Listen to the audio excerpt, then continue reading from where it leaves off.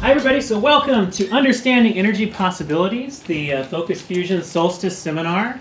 So, you know, the sun is fantastic, but, you know, we sort of are making a little joke here on the solstice that it's a bit unreliable because, you know, right now in the northern hemisphere, the Earth's axis is tilted away from the sun, so we're not getting a lot of light. And then there's that matter of night when solar panels don't work so well at all. So even though we have this great fusion generator of our own in the sky, you know, Mr. Polar Bear over here, you know, it doesn't help him very much. So, you know, we want to be like Prometheus over here and take matters into our own hands, but we want to be careful. We don't want to end up like Prometheus. I don't know, this is hopefully not too graphic, but we don't want to be chained to a rock with our liver being eaten out all the time. So we'll be careful.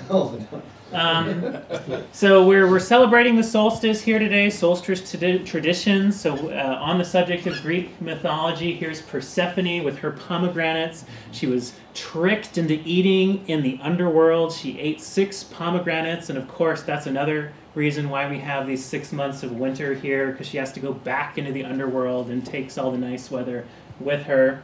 But in the meantime, the solstice is also a time of celebration, where we have traditions like Yalda in Iran, where, you know, as we're serving our delicious pomegranates and watermelons today, it's also a time of birth. So Yalda means birth. Would you concur, Rezwan? It's been known to mean that, yes. There you go. All right. Any Yalda questions? We have an expert here. So it also sort of celebrates in ancient Zoroastrian tradition the birth of the sun god, which sort of influenced the Romans to become the Sol Invictus. And so from the Sol Invictus, that means unconquered sun. So that leads us to the question, will we be unconquered? Will we be victorious in bringing fusion out of the Stone Age? So, of course, here's Stonehenge. And that leaves us to, that's why we're serving sandwiches today. Earl of Sandwich, England, Stonehenge. It all fits together, right?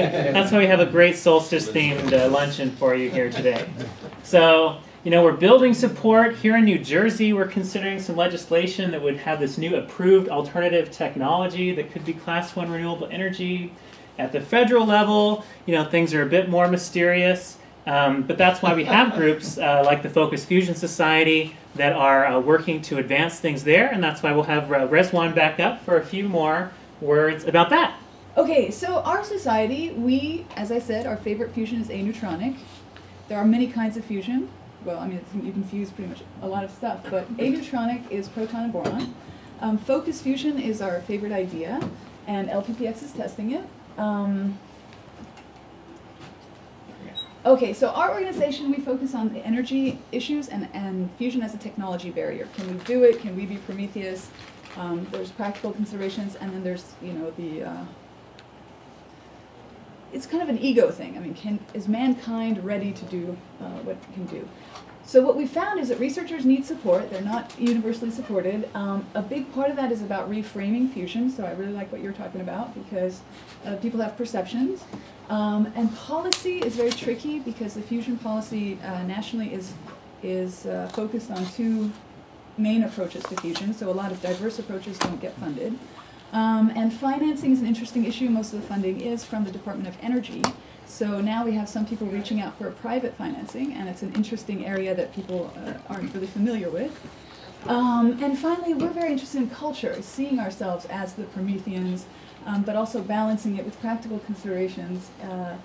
And, you know, as an organization, we need to build a platform to get more people involved, so there are many more ways of diversifying and working together to get things to happen, especially in the area of uncertainty. So, okay. Yeah, so technology barrier, it's a threshold. We've been aware of it. You put it so well, I'll just skip that. The fusion budget. Now, first of all, you kind of skipped over reframing. How much money do you think we've spent on fusion as a country?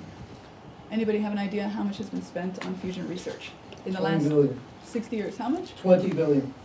Very good. Just this year, you mean? No, in the whole history. Yeah, the guys would say 20 billion. That's right. It's about $22.4 billion since I better leave now. So fusion, I mean, it's like one of the hardest, you know, to fuse things. The sun has to be really massive to do it, and we've spent $20 billion on it. And let me see if Yeah, so this is how much BP had to put aside for one oil spill. I don't know if you feel that that's adequate funding for something as fascinating as fusion.